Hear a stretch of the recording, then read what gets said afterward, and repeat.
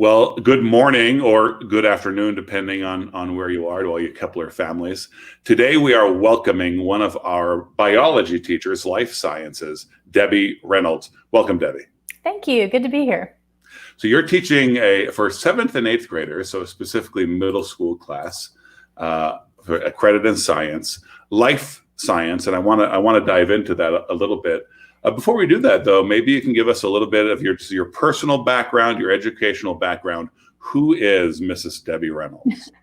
Well, usually I get Debbie Reynolds, depending on the age of the person I'm talking to. So Debbie Reynolds is my married name, so there's no fancy actress history to that. But it's a fun name because it usually generates some conversation, depending on, like I said, who I'm talking to. But I've been married for almost 26 years. A great portion of that spent traveling with the U.S. Navy. My husband was in the military, and so that was a lot of fun. Kind of zigzagged across the United States, and got to see a lot and do a lot.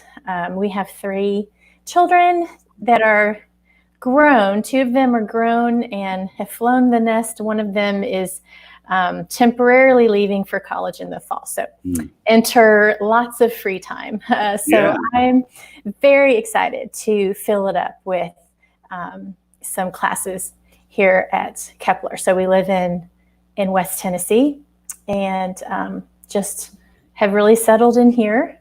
Educational background, my career started off as in nursing. So I worked as a registered nurse for a while, really loved geriatrics, spent a couple of years there, just really enjoying that. And then when our first came along, homeschooling felt like just the best fit. And I will say it's a great fit for a military family because it's really easy just to pick up and take your school. It keeps that continuity going and offers a lot of flexibility as far as visiting family when you are zigzagging across the United States and being far from home. So most of my homeschooling of my children was traditional. The Lord didn't really bring classical to me, or at least I didn't recognize it until I was had my older 2 mostly set in their rhythm and their routine.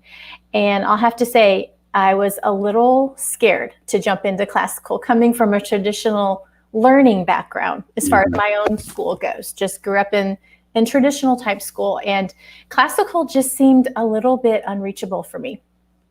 But then once I learned more about it, I realized what I had been missing and what my kids had been missing. And so my youngest, is the one who just jumped into classical education with both feet with me. And so we basically finished his home education using the classical route by way of classical conversations. And on that note, I spent some time as a tutor in the younger years and then as a challenge aid director for the 7th, 8th grade level class. Really loved that, found my niche teaching those 7th and 8th graders all the subjects. But if you included my background in nursing, love anatomy and physiology, all of the life sciences, not just the A and P. So I really feel comfortable stepping into the 7th and 8th middle schoolish biology. It's just my passion. That's great. And, all of the love and respect to 7th and 8th graders, but I do have to say it's not the most common thing in the world to find a teacher who wants to teach that age group above all others. That's great. They're a special group. But they've got just the right mix, I think, of that curiosity, haven't quite settled into their I should say their own foundational thinking. So they're real moldable, but also they have a mind of their own. They can speak up for what they want. So I feel like it's a fun balance. It's a fun place to enter into their learning and their education. So the course is Life Science for 7th and 8th graders. It's a science credit, obviously a biology course. And it uses the BJU Press's Life Science, plus a book called Wonders of Creation, Design in a Fallen World. Could you talk about that book a little bit? Yeah, so I've spent a lot of time with specifically the creation of all these living things, just reading about it, watching videos, answers in Genesis, and different things like that, that just really hone in on the awesomeness of the creation itself. And so this book really just dives in a little bit deeper into anything from animals to plants. The pictures, of course, are beautiful, and I think there's a lot to say about that. But it branches birds, sea creatures. It does go into the stars and the planets and people. So it's really just sort of a more specific look at those things versus kind of a survey, which, you know, the BJU book is a broader survey of all of these things. And so this just hones in a little more specifically on a lot of those. So talk about the illustrations. Actually, I'm curious. So you're a bird watcher, which I want to get into. Yes. Yeah. So why are the illustrations worthy of mention? Well, because I think a lot of times in learning, there's so much focus on reading and words and writing, which is great. But I want to make sure the students pause and that we can rest on the actual beauty. So much is just quick. Not that we're going to hurry through the course, but just life in general. For these students, they're going to be busy, very, very busy. That's just the nature of education and learning and getting things done. But if we can just stop and we can look at this picture and we can draw in the 5 common topics. I mentioned that in my teaching philosophy. So we can look at a picture of a flower and we can just dissect. We could spend a whole hour on one picture. What do you see? What do you think it smells like? Does it have a taste? What do you think is going on around this picture? What day was it created on? You would be surprised. That's something I pulled into my class when I was teaching in classical conversation. I assumed most of these kids knew their days of creation because most of that, you know, it's a classical Christian-based program, and not to criticize, but I feel like they maybe never made that connection. You know, you learn the days of creation when you're 2, you learn the song, but when we're studying birds and I ask you what day is it created on, a lot of them paused for a really long time. So even just bringing in, okay, what day was this created on? How many kinds did God create of this? There's so much you can do if you can just sit on a photograph and rest in it, rest in God's glory, rest in the amazement of the Creator. And that's just where I want to draw them in, and we just get filled. We just get filled with amazement, with awe, with inspiration, with truth, with beauty. And pictures is just such an amazing way to do that. So truth and beauty seems like the right way to do science. I think so. Yes, there's so much of it. So much of it. Well, you brought up these 5 questions based on 5 core topics, as stated in your teaching profile. And as I was reading your profile, it did kind of strike me that there's nothing that's particularly like, I'm a biology teacher, about these questions. Right. They're sort of generic in the best possible way. Like a philosophy teacher or a political science teacher or a history teacher could use these same questions. So definition, comparison, relationship, circumstance, and testimony. Obviously, talking about these things is important enough that it's a part of your profile. Like, this is who I am as a teacher. Could you talk about that a little bit? Sure. One thing that I've really grown in and through the classical model is the asking questions. So much so that my children, I think, are wondering if I should have even taken this route to begin with, because I'm asking them a lot of questions. case in point, I'll tell you a real funny story and then I'll get back to your question. But when they were smaller, they would say, I wonder how this works, or I wonder about this. And in the spirit of encouraging them to embrace that curiosity, I said, oh, well, now I need you to go research that. I need you to go. So they said, I wonder enough times and figured out what that consequence is, that they redirected their question and started saying, Mom, what do you think? How do you think? And I realized when they made that light bulb moment, oh, it's no longer I wonder, because I got to follow that up with the answer. Right. Then they started saying, what do you think? But I realized that by asking these questions, there's so much depth to any given subject. Like you mentioned, you could ask this about the number 2. What is 2? What is 2 in relation to 1 and 4? And you could go on and on, and you could just pick anything. So by taking a topic, so let's say we're studying the lungs. Okay, how would you define the lungs? Now, I don't want you to look at the definition of the lungs. Tell me what's already in here.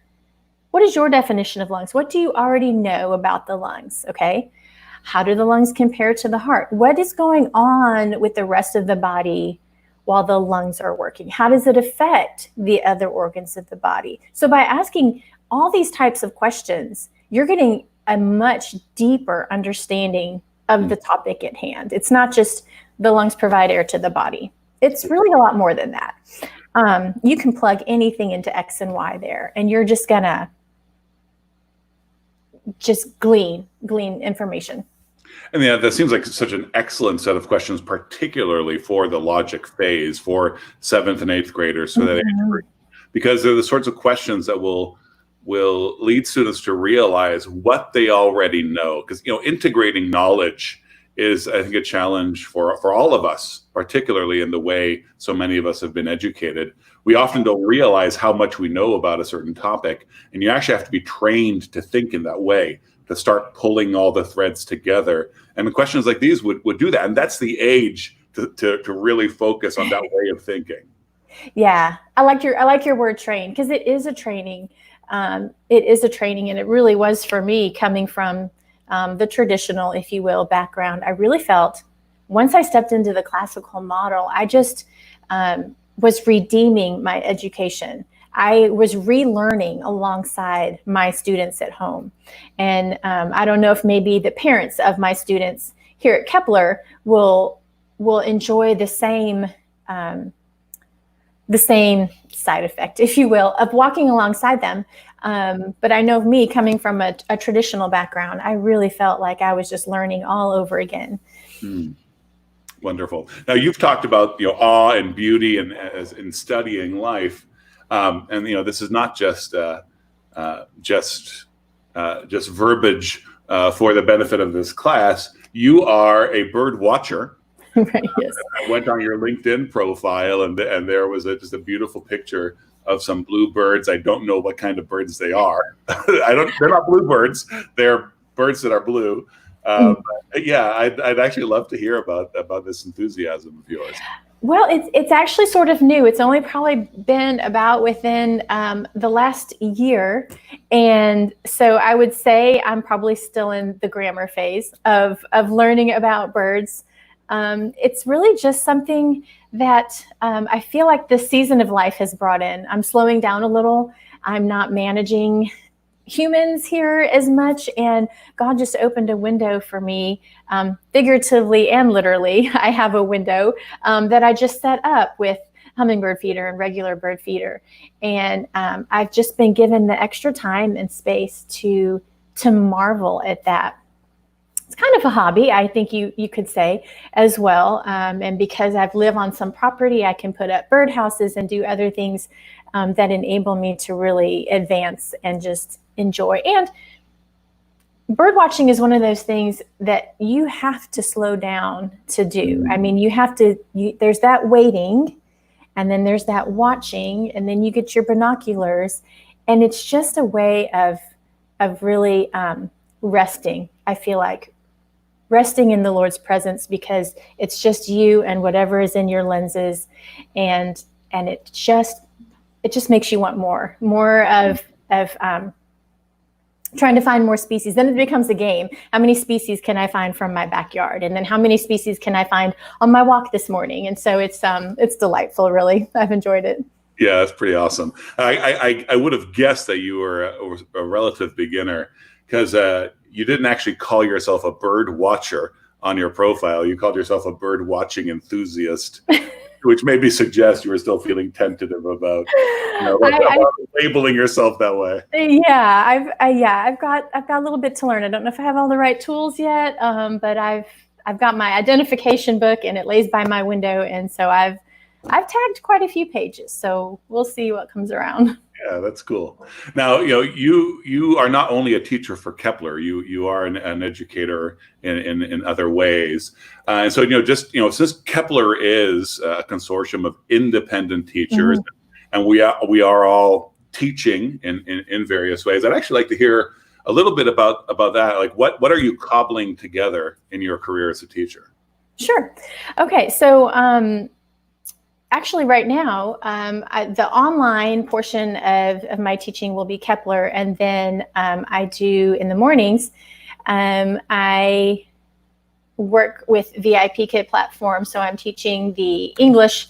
It's more like teaching / tutoring English to Chinese children. So because of the time difference, I've already worked this morning, and I'll work anywhere from the hours of 6 to 8, and that's a flipped classroom approach. It's a lot of fun. It's a lot of introducing grammar, correcting grammar, conversation type thing. So I've got an ESL certification. It doesn't look like the same one that you would get just from a typical the American side. It's the VIPKID version of an ESL certification. So it does look a little different than one you would get here just from an American institution.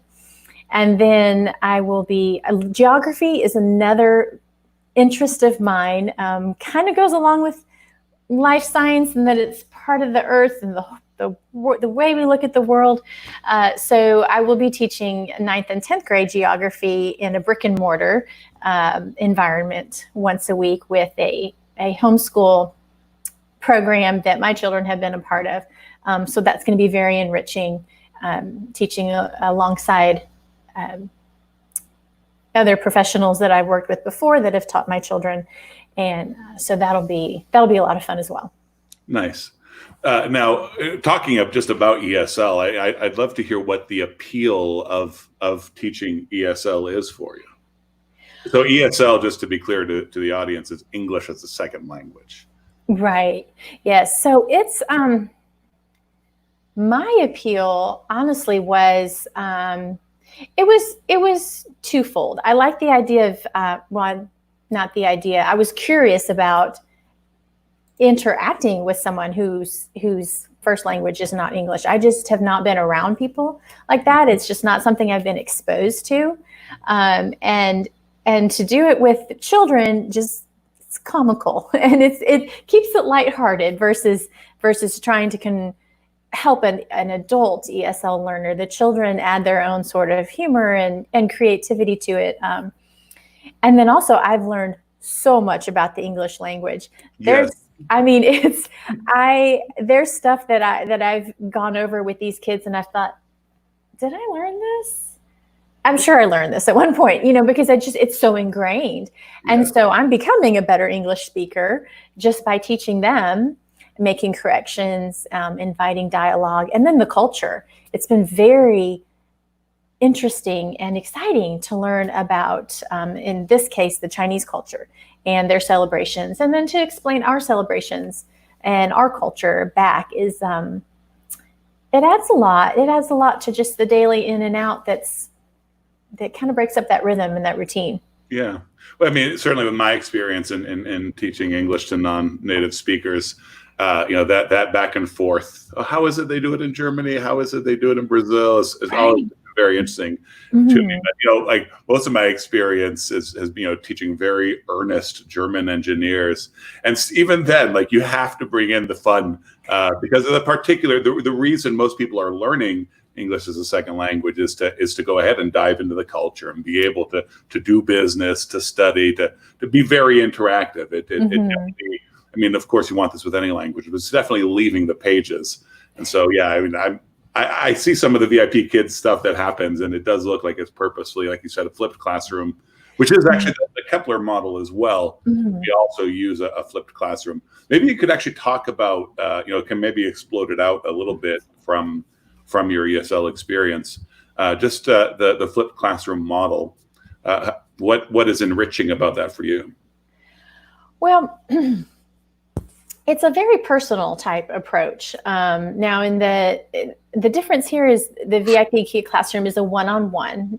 They offer, I believe, bigger class sizes, but that's not something that I'm certified in. So it offers a more personal approach, and also a little less rigid. It just seems more fluid, and it seems like there's just more room to expand, more room to extend with the student, as far as just really, I don't know if the term open space makes sense, but it's just a broader feel, if you will. And so it just sort of frees it up for I think just a better exchange in ideas and in communication. Well, let's go ahead and focus a little bit on. We've brought the course up several times. We talked about the books, but I'd like to talk about life science, the course, for 7th and 8th graders. It's a year-long course worth of full credit. So, in your introduction to the course, you say, through the study of life science, we will look through a biblical lens and investigate cell biology, genetics, the history of life, microbiology, botany, zoology, ecology, and human anatomy and physiology. Boom. Students will make connections, etc. Yeah. So that's the list, I guess, of what the course is. And in your teacher profile, in the description of this course, and during this interview, we've talked a lot about the awe and the beauty of seeing God's creation, the fingerprints of God on everything, as you say in the course description. But so I as a parent, my children as students, I'd love for you to talk to us and tell us why we should sign up for life sciences if we have a middle schooler. Sure. Well, the way this class is gonna flesh out will be, we've got just the 2 books that are going to be the jumping off point, if you will. So in the course of the year, we're going to branch out from there. So we might look at anything from poetry to inventors to the Fibonacci sequence. This is something I just put it on my LinkedIn, as a matter of fact. As we come across these and we ask our 5 common topics, it's not going to be just about life science. It's going to be, how can we relate this to everything else that's going on? Do you see anything that we studied today that's got math in it? Do you see anything we read about today that makes you think of a book you read? Share that literature with us. So we're going to be taking a I don't want to say holistic. That's it's okay. It's just it's just between us. Holistic. And everybody else who watches. That's right. Should I not be thinking out loud? So we're just going to take this broad approach, and we're going to be pulling in a lot. So don't think life science as far as there's going to be boundaries. We're only going to talk about life science. This is going to apply to all areas. This science is going to permeate into all areas of their life. From what they did before they got up in the morning, to what they ate, to did you exercise this week? So let's just talk about how this fits into your life today. What does it mean in your life today? It's not just generic book answer, quiz, that type of thing. It's going to be dialogue.